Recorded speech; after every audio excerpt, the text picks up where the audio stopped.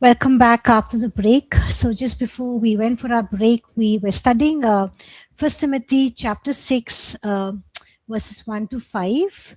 And now we'll be studying verses 6 to 10, where we'll be looking at the third section, godliness with contentment. Okay, so Paul begins this section by saying, now godliness. So, Paul has told Timothy that those who misuse God's word wrongly think that godliness is a means of material gain. So, knowing this statement might be misunderstood by his readers, he follows it up with an explanation. So he says, now godliness with contentment is great gain. Now, it's true that godliness is great gain. We've already looked at it, but only when it is accompanied with contentment. Now, what is the meaning of contentment? Satisfied? Satisfaction, okay, being satisfied, yes. When you're content, you're basically what? You're content means you're satisfied. What else?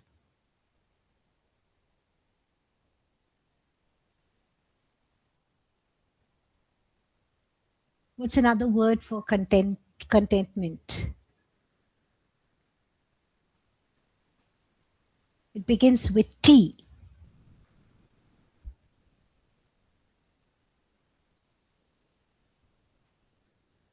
You're basically thankful, right? It means being sorry, Anjali. I was saying thankful, ma'am. Okay, thank you. Yeah, it means being thankful and satisfied with what God has given us instead of always wanting more.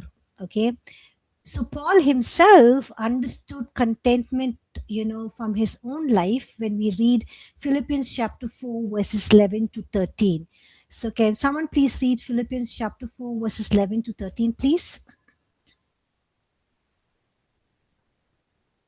In-person students, all of you there? Anyone can read Philippians 4, 11 to 13, please? Philippians 4, verse 11. Now that I speak in regard to need, for I have learned in whatever state I am to be content. Verse 12. I know how to be abased and I know how to abound. Everywhere and in all things I have learned both to be full and to be hungry, both to abound and to suffer need. Verse 13. I can do all things through Christ who strengthens me. Amen. So Paul says here that he has learned. What has he learned? What does he mention here? What has he learned? To be apace and to be abound. Yes. He says, for I've learned whatever state I am, whatever state that he is in, what has he learned? To be content? Yes, verse 11, he says, in what I've learned in whatever state I am, to be content. Okay, so he's saying that he has learned to be content in every situation. Sometimes, he had very little, sometimes he had plenty, sometimes he was hungry, sometimes he had enough food. But in every situation, Paul, just trusted God and depended on Christ for his strength. So Paul teaches us that having money or possessions is not wrong by itself. A person can have many things, and still love God. But the problem comes when material things become more important than God. But true contentment comes when our hearts are focused on eternal things and not just temporary things. When we live with God and, with eternity in mind, we are then not controlled by money, we are not controlled by possessions or by comparison with others.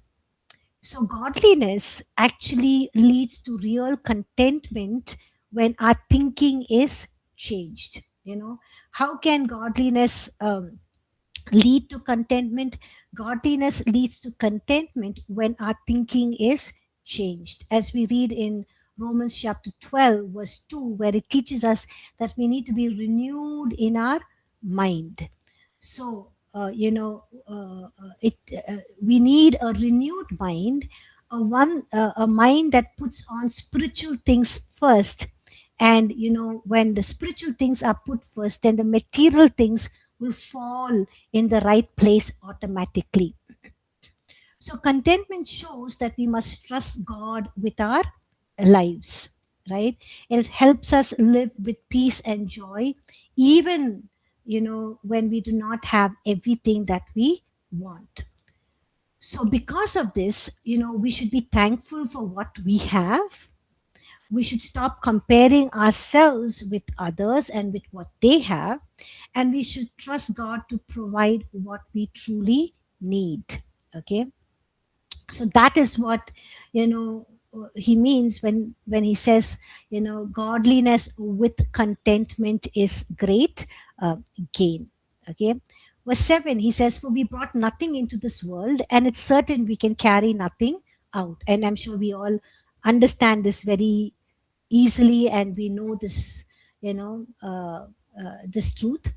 Verse 8, and having food and clothing, with these shall we be content.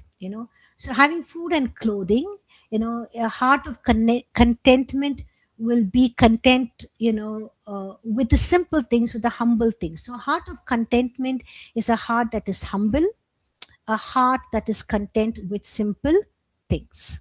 Okay, verses 9 and 10, but those who desire to be rich.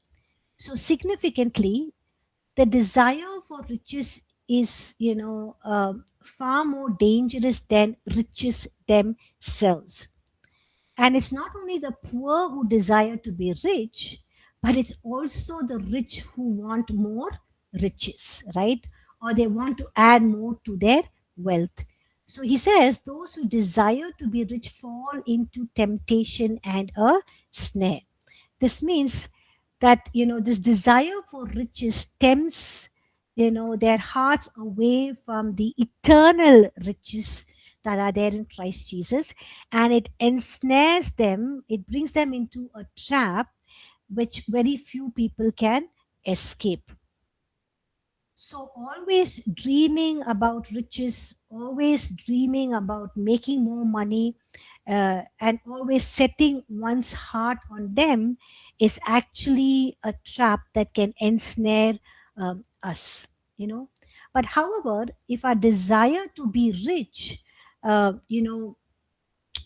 no godliness, and with contentment, then we are setting ourselves up for temptation, for giving into every trap of the enemy, into foolish and harmful lust. So if we desire to be rich, and that desire for being rich has no sense of godliness and no contentment, then what we are doing for ourselves is basically we are setting ourselves up to be falling into temptations and snares, and into every kind of foolish and harmful lust and desires, which basically Paul says, which can lead to destruction, which means which can lead to ruin, and can lead to perdition, which means which can lead to ruin and eternal damnation. Okay, so the love of money, which is greediness or desire to be rich, can give birth to all kinds of evil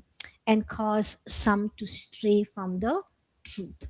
Now, having said this, it does not mean that Paul is saying we don't desire to make money or don't desire to be rich. No, he's not saying that. He's saying you can desire to make money, you can desire to be rich, but it has to flow out of a sense of being godly, with a renewed mind, a renewed sense of attitude, and also contentment, and using your riches and your wealth, to see how you can extend and build the kingdom of God, and how you can give into others' life.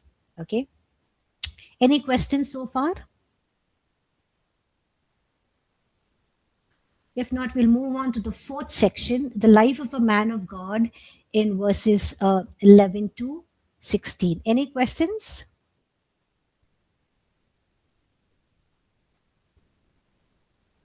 Okay, there are no questions. We'll move on to verses 11 to 16. Can somebody please read verses 11 to 16, please? 11 to 16. But you, O man of God, flee these things and pursue righteousness, godliness, faith, love, patience, gentleness. Fight the good fight of faith.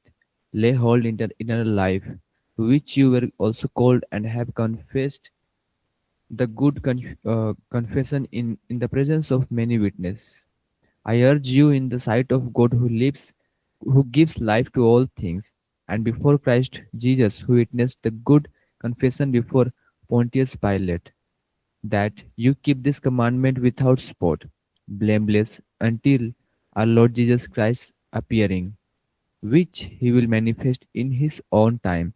He who is the blessed and only potentate, the King of kings and Lord of lords, who alone has immortality, dwelling in unapproachable light, whom no man has seen or can see, to whom be honor and everlasting power. Amen. Amen. Thank you, Nelson. So, verse 11, he says, But you, O man of God, flee these things and pursue righteousness, godliness, faith, love, patience, gentleness. So, he's telling Timothy, Timothy, or he's commanding Timothy to be different from those who lived for riches and material wealth. And he says he was to flee the proud arguments of those who misuse God's word and who suppose that we should follow God just for what we can get out of it or what we can, or to gain material wealth or possessions or riches. So, in view of these potential dangers and how some abuse the faith for making personal gain, Paul is basically admonishing Timothy to flee. When he says flee means what? What do you mean by this word flee? To run away. Okay. Is it just to run away? Mm-hmm. To be away from such things, keeping themselves. Okay. What is the meaning of flee? When do you flee? Flee from the danger. Yes. Okay. When somebody says there's a bomb in this building or in this house or in the space where you are, or there is going to be you know you know there's going to be a shutdown or lockdown, and you just flee, you run, you run for your life, you just don't think about anything, you don't worry about anything, you just run. Or if there's fire in this, there's fire that's broken out in this building, you just flee, right? So he's saying basically, run, run quickly in a speedy way from such things. That means don't even look at it, don't even heed it, just turn away and just flee from it. And he says pursue righteousness, godliness, faith, love, patience, gentleness. So instead of pride and riches, Timothy was to make these things his pursuit. Now, these are the things which are not which are often not valued in our present age. Righteousness, godliness, faith, love, gentleness. All of these are not valued in our time, in our age, but they are valuable to God. So even if Paul wrote this to Timothy many years back, these are some things that God really values even today. They're very valuable to God, and because they're very valuable to God, I think should be also not think this should be very valuable to each one of us, and we should pursue them. I like what Paul says when he says pursue. What's the meaning of pursue? What does it mean when you pursue? To chase something or follow something. Yes, it is basically when you are hunting down an animal, or you're hunting down somebody or something. You're basically chasing them, you're just basically following them, you're not giving up, right? So that is what the Holy Spirit is inspiring Paul to write. He says, pursue. That means just keep following it, keep chasing it. And what do you follow? What do you chase? Godliness, righteousness, faith, love, patience, and gentleness. Okay, so these are so important for a minister of God, and also for all of us as believers, that we must guard ourselves from the love of money and from all other ungodly things, and just pursue this. Instead, our focus should be on such things such as righteousness, faith, godliness, love, patience, and gentleness. And we need to fight the good fight of faith, keeping a firm grip on what is eternal. So that is verse 12. He says, fight the good fight of faith, hold on the eternal life to which you were also called, and having confessed the good confession in the presence of many witnesses. So he says, fight the good fight of faith. That means, going God's way, and going against the flow of this world, or going against the demands of this world. It's not going to be easy when you're going to follow God's ways and you're going to flow against the things of this world. It's not going to be easy, but he's saying, therefore, Timothy, you need to have the determination of a soldier. Okay, what a soldier what the determination that the soldier has, you need to have that same kind of determination. And he's saying, in the sight of God who gives life to all things. Now, since Paul has called Timothy to a very difficult battle, a difficult position, difficult position of leadership, it was good for him to know that the orders were given under this great God, or given by this great God. So Timothy had an obligation to serve the Creator who gave him life, right? So that is what he says, who was, lay hold on the eternal things to which you are also called, and have confessed a good confession in the presence of many witnesses. Verses 13 to 16, we see that the Apostle Paul points Timothy, not only Timothy, but he also points us to the Lord Jesus Christ, who set the example for us himself in not going back on his call, his purpose, and even his testimony when he was brought before Pontius Pilate. And then Paul is pointing Timothy, or he's also pointing us to the exalted position of Christ and his soon return. And in the view of this, he's telling Timothy, pursue what is eternal and hold fast to your confession of faith. So he says, be like Jesus Christ, yes, it was Jesus Christ who gave Timothy this difficult command, and Jesus himself knew what was it to fulfill this difficult command and this assignment, because Jesus himself, witnessed a good confession before Pontius Pilate, and Jesus did it in several ways. We know that Jesus admitted the truth about himself, agreeing with the, Pilate's statement that, he was the king of the Jews. We read this in Matthew chapter 27, verse 11. Jesus also testified to Pilate about the sovereignty of God when he said, you could have no power at all against me unless it was given to you from above. John chapter 19, verse 11. So Jesus lets Pilate know that God was in charge and not Pilate.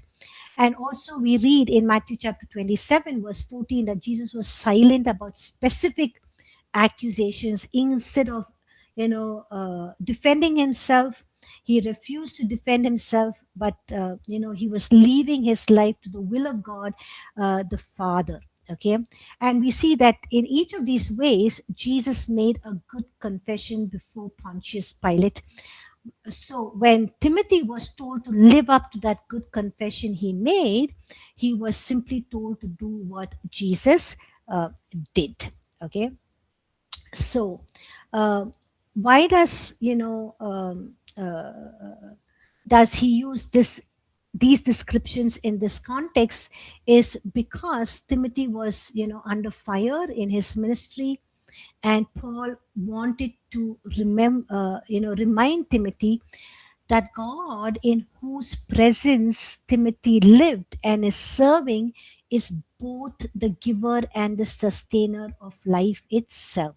Okay, so even if evil men threatened to kill Timothy, God could either preserve him, from death, or God could give him the courage to be faithful witness unto his death. Even as Christ faithfully bore witness to Pilate, rather than, seeking to save his life by softening his witness. Okay. So that is why he uses this description in this context. And he says, until our Lord Jesus Christ appearing. So what does he mean by saying this? He's telling Timothy, this is how long, Timothy, you're supposed to fight the good fight. So how long you're supposed to fight this good fight? Until the Lord Jesus is appearing. So some of you might be asking this question, how long do I fight, for truth and justice and values and godliness in the workplace, in my family? We do it until the Lord Jesus Christ appearing. And then he goes on to talk about he who is, right? Verse 15, which he will manifest in his own time, he who is the blessed. Okay, so he who is, so he's telling Timothy, knowing who Jesus is, will equip Timothy to fight the good fight. Therefore, here, we see Paul describing Jesus to Timothy. He's saying that Jesus is the blessed and the only potentate. Potentate, the word means the only sovereign, or the one who's a leader or is a ruler. And he says he's the one who alone has all the power and all the strength, and who rules over the universe. And he says he is the King of kings and the Lord of lords. Okay, he alone has immortality, dwelling in unapproachable light, who no man has seen or can see, which means he's truly immortal, without beginning or end. He's the only uncreated, self existent being who is not subject to death. Okay, so because God lives in unapproachable light, this reference, or this refers to the splendor of God's, nature of who he is, that he is a God who lives in unapproachable light. That means he is so glorious. And especially it talks about his unapproachable holiness. Okay, he's truly immortal, without beginning, without end. He's the only uncreated, self-existent being who is not subject to death, but he's also somebody who lives in unapproachable light. That means it's referring to the splendor of God's character, or his nature, his glory. And especially it's talking about his unapproachable holiness, which means that no human being, would even dare to draw near to God, apart from his grace in Christ, any more than, any of us would dare to take a man and put him, on the sun. We know that they would be instantly consumed. Not only, put him on the sun, anywhere even closer, millions of kilometers near the sun, we want to be able to approach. So we can't even look at the sun, for more than just a split second without being blinded. Even so much brighter is God in his glory and his splendor. Now we can't even know or come to know his sovereignty. We cannot even come to know his immortality. We cannot even come to know about his awesome glory, his unapproachable holiness. And we can't even come to know this invisible God, unless God himself chose to reveal himself to us through the person and the work of Jesus Christ. Okay. And he says, to him be honor and everlasting power. So knowing who this Jesus is should bring forth a response. Always, when scripture talks about who God is or talks about his nature, actually incites a response from us or his people. So knowing who Jesus is should bring forth a response, not primarily what he can do for me, but the response should be more simple. And what do you think should be that response once we encounter or come to know the greatness, the vastness, the majesty, the awesomeness, his unapproachable holiness, his glory? What do you think our response should be? More than what he can do for me, what should our response be? What should our simple response be?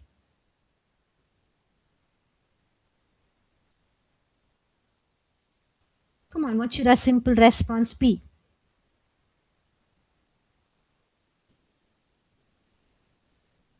What is the response of the angels when they are looking at God's holiness, in heaven?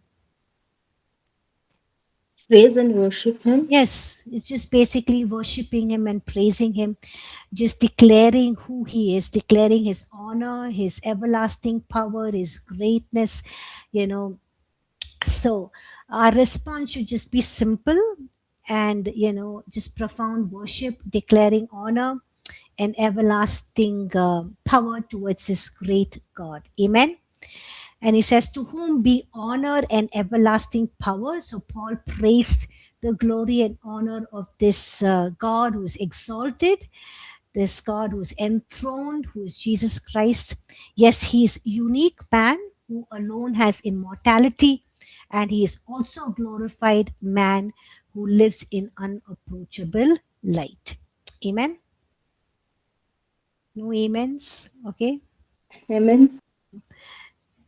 Okay. So we'll move on.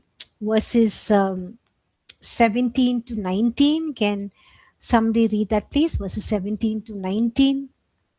And verses 17 to 19 is the fifth section where we're talking about responsibilities of the rich. So can somebody please read verses 17 to 19, please?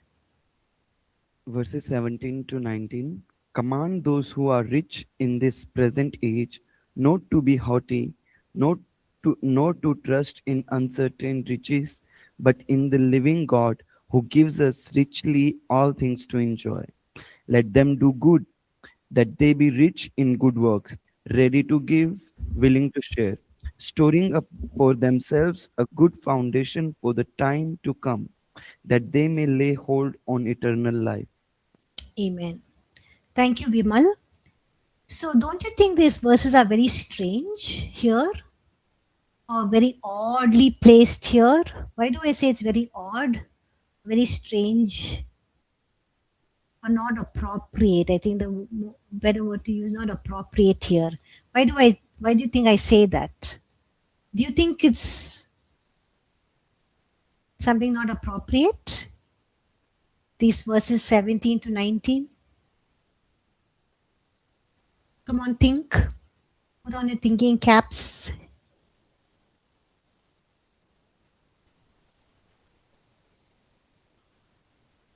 When I read this initially, I thought it was very odd that it was here. Why do I say that? Come on, class.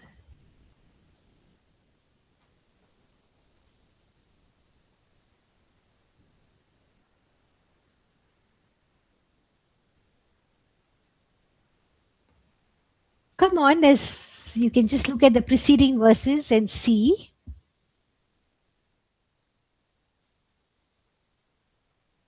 What does he talk about in the preceding verses? Of being content in the Okay. richness we have. Okay. So what I thought thought was, these verses very inappropriately placed here was because I felt, yes, go ahead, Abhishek.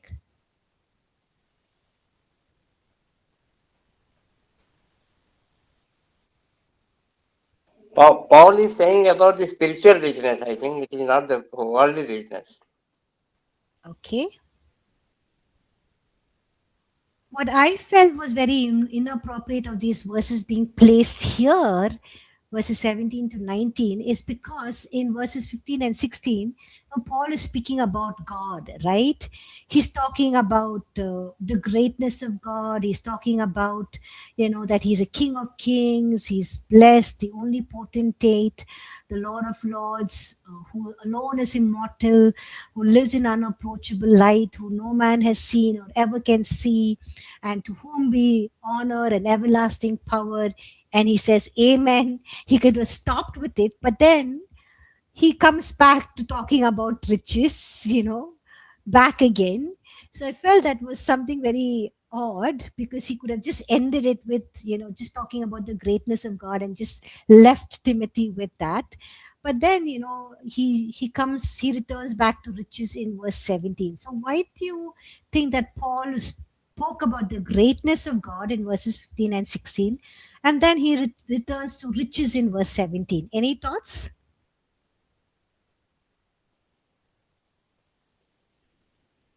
Are you able to understand what I'm saying? Do you agree with me or no? Sister, he is talking about firm foundation for the coming age. Mm-hmm. Okay. Come on, give me some answers, please. Let's think.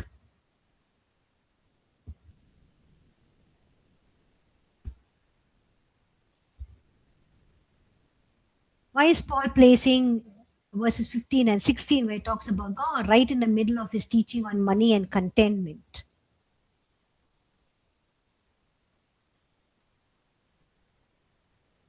You can share something.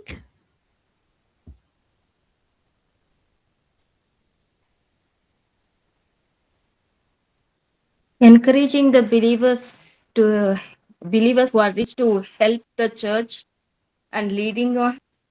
Okay. Thank you, Lucy.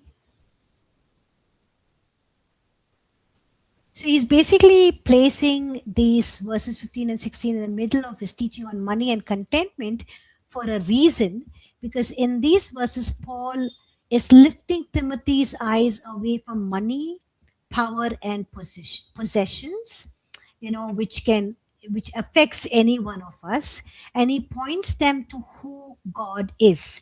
And so Paul is basically describing God in verses 15 and 16, where he says he is the blessed and the only ruler. He's the King of kings and the Lord of lords. He's the one who has immortality, and he's the one who deserves honor and eternal power. So Paul is teaching that God alone is truly rich, powerful, and eternal. And human riches are temporary, they are limited and uncertain, but God's glory and power never end. Amen. But God's glory and power and his riches will never end, even though human riches are temporary, limited, and uncertain. So, after reminding Timothy of God's greatness, Paul is returning back in verse 17 to speak again about rich believers. And I think he's doing this intentionally, because Paul wants believers to understand that, money is not the problem, but trusting money instead of God is the problem. Okay. So he's doing this intentionally because Paul wants believers to understand that money is not the problem, but trusting money instead of God is the problem. So by placing this praise of God in the middle of what he's talked about, godliness with contentment is great gain, and then coming to talk again about those who are rich in this present age, um, Paul shows the correct order. So what is the correct order? He's saying God first, right? God first. God is the highest authority and he is the true source of life. And then second is money. So money comes second, and money is a tool and not a master. Okay, money is a tool or a means, which we can use to, live our everyday lives, meet our needs, and also to, bless the kingdom of God and advance the kingdom of God and bless other people. But money should not become our master, because who is our master? God is our master. So God first and money second. So in verse 17, Paul tells that the rich people are not to be proud and not to trust their uncertain riches, because their riches is uncertain. It can be here today, not be there tomorrow. We know many people who have gone from riches to rags, but he's saying to trust in God, who who richly provides all things for us to enjoy. So this instruction makes sense only after remembering who God truly is, or this instruction will make sense truly only when we know who God is, or see him in the light of who he is, his nature, his characteristic, his glory, and how he lives. Okay. So Paul is teaching that the right thinking about God leads to right thinking about money. So when would we have a right attitude to riches and money? When we have a right, thinking about who God is, his nature and his attributes. So when we see God as the eternal king, riches loses their power over our hearts. When we look at God as sovereign, as ruler, as master, then riches loses their power over our hearts. So that is why Paul, talks about God's nature first, praises God first, and then teaches about, wealth again. And he wants believers to fix their eyes on God before they think about money. So he says, those who are rich in this present age. Now, these ones might be rich now, but he's saying they must use their riches responsibly. If they want to be rich in the age to come. And he says they should not be haughty. That means pride is a constant danger with riches.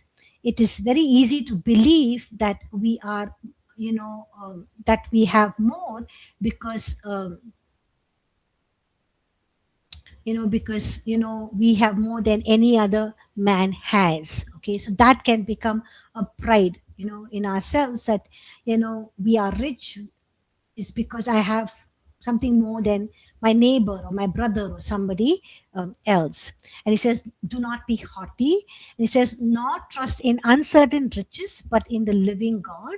So God knows our tendency to trust in riches instead of him, and he guards us against this danger because he wants us to trust that, which is most certain. And what is most certain is that he wants us to trust in him, because he is unchanging, he is eternal, he is everlasting, and not riches, because riches are temporary, they are uncertain, they are there today and they're gone tomorrow. Okay. And then he says, let them do good, that they be rich in good works, ready to give. That means, those who are rich, God has blessed them with that riches, and so they need to be people who are using their riches, by being givers and doing good with what God has given to them, so that it guards their heart from materialism and in trusting in uncertain riches. So of course God wants to bless his people, and those believers who are rich, they have a responsibility. And what is their responsibility? To do good, to be generous, and knowing that as they give away their temporary earthly wealth, they are laying up for themselves what is eternal. Okay. So we read in Philippians chapter 4, verses 15 to 19, Paul informs the Philippians that what they have given to him is, we look at what he says, what they gave to him, what it is before God. Okay, so let's read Philippians chapter 4, verses 15 to 19. Can somebody read that, please? Philippians chapter 4, verses 15 to 19.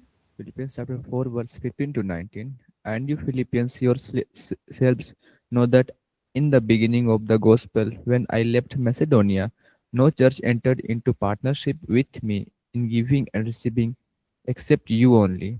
Even in Thessalonica, you sent me help for my needs once and again. Not that I seek the gift, but I seek the fruit that increases to your credit. I have received full payment and more. I am well supplied, having received from Epaphroditus the gifts you sent, a fragrant offering, a sacrifice acceptable and pleasing to God. And my God will supply every need of yours according to his riches in glory in Christ Jesus. To our God and Father be glory forever and ever. Amen. Amen. Thank you, Nelson. So here, Paul informs the Philippians that what they have given to him is what before God? What did he say is like before God?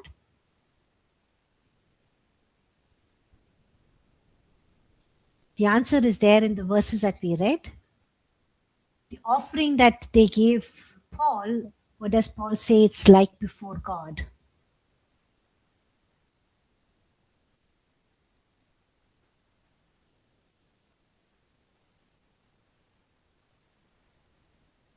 Come on, it's there in those verses. Look at verse 18.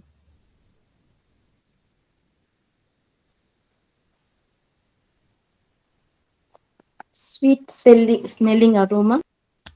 Yes, they are a fragrant offering, an acceptable sacrifice pleasing to God. Okay, so it's like a sweet smelling offering before God. And he says that fruit will be credited to their account, and God Himself will provide for their needs. Okay, so look at how he looks at giving. So when we give to God's people, to missions, to the church, the kingdom of God, it's what it is like a sweet smelling offering. It's a fragrant offering, an acceptable sacrifice pleasing to God. Okay, and that fruit of what we have given will be credited to our account, and God Himself will provide for our needs. Okay, and then he says, lay hold on eternal life. So Paul's idea was to Timothy was to leave the pursuit of money aside, to be content with their work as the minister of the gospel. And he's telling Timothy, your hands are not big enough to lay hold of two things. Therefore, since you can only have one, look at what is more vital, what is more important. And he says, what is more important is lay hold on eternal life. Amen. So we'll move on to the last section, verses 20 and 21, where he talks about God, what has been entrusted. Before that, any questions on these verses that we just did? Verses 13 to 16.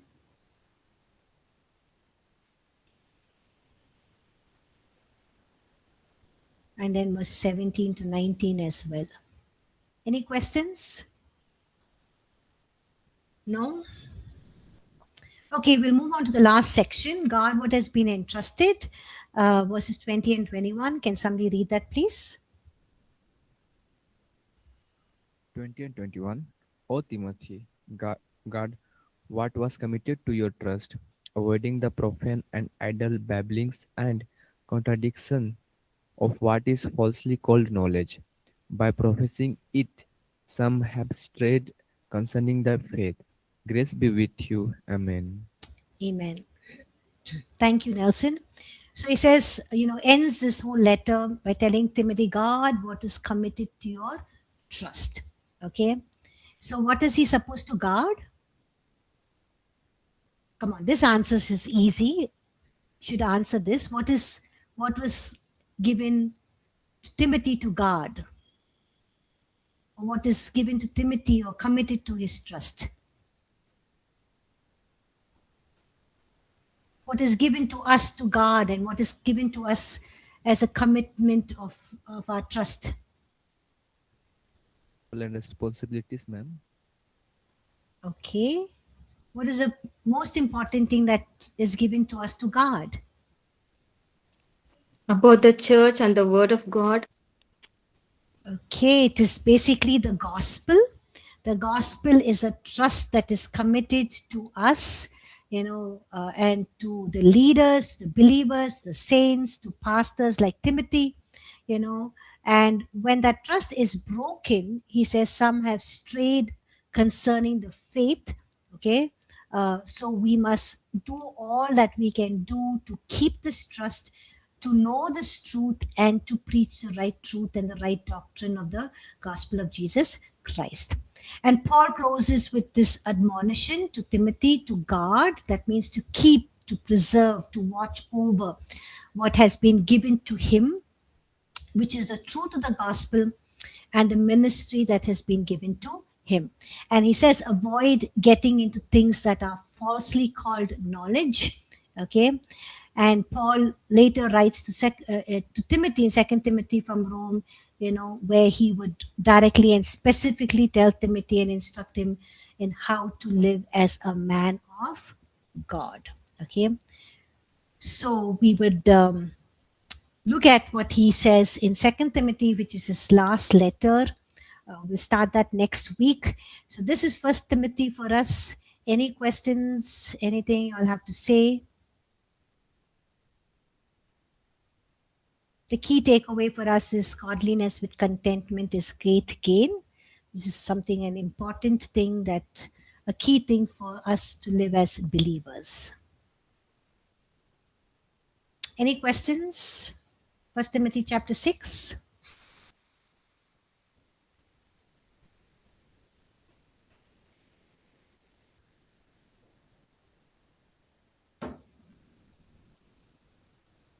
Okay, if there are no questions, then we'll move on to 2 Timothy next Tuesday. We'll have an assessment for 1 Timothy. When do you want it?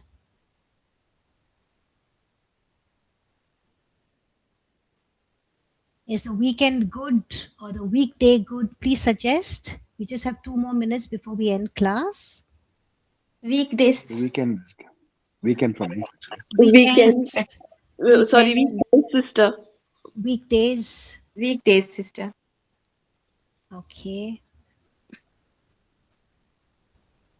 Weekends, weekdays. How about if I give 13th and 14th? 13th is a weekday and 14th is the weekend. Will that help? Okay. Thank you, Angeline and Lucy. Okay. Thank you, Warren. So what we'll do is, we'll do the assessment on 13th and I'll release it on 13th. When is a good time to release it? After your classes? After the class at 12 o'clock? And you all can submit on Saturday before 5 p.m. Is that fine? That gives you more than 24 hours. Okay, fine. Okay, then I will release it on this Friday at 12 noon, a little past 12 noon, and you all can please submit it by 5 p.m. on Saturday. Is that fine, everyone? All in favor, say aye. Okay, thank you. Thank you, everyone, for joining class, and have a blessed day and a week ahead. And I'll see you next Tuesday. We'll begin 2 Timothy. And I hope 1 Timothy was a blessing and encouragement for all of you. God bless you all. Thank you. Okay.